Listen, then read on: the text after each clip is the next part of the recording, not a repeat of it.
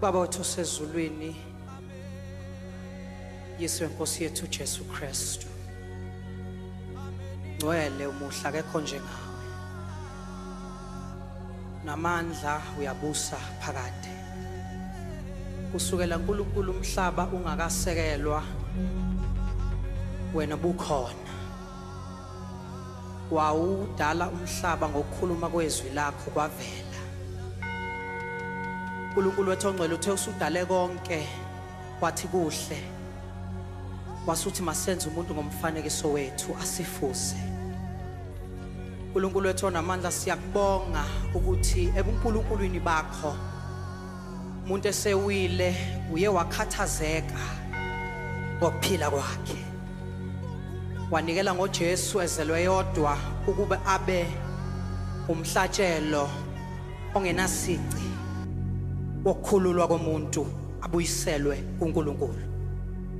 Ingakho Nkosi nantambama sikubonga, sikudumisa, sikutusa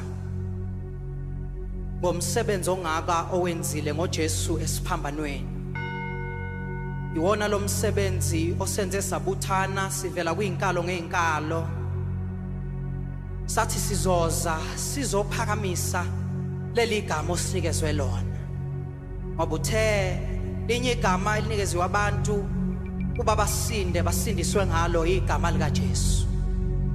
Lona lelo gama soliphakamisa namhlanje ntambama, igama lika Jesu.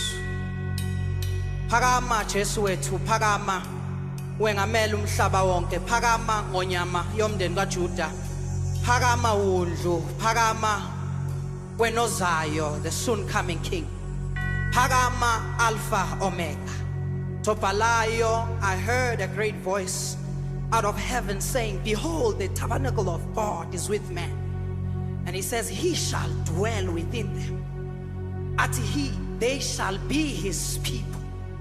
He says the former things are all gone away.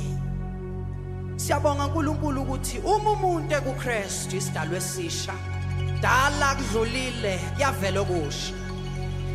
Iyo lento esoyimemezela uNkulunkulu wethu sikwethembile. Iyo baba lento esizoyimemezela yokuphila okuKristu Jesu. Kekho njengawe, siyabonga. Kekho njengawe, oJesu Inkosi ephilayo. Amen, amen.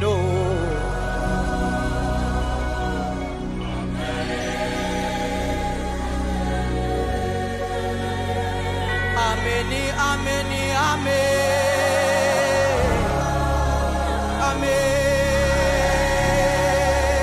amen.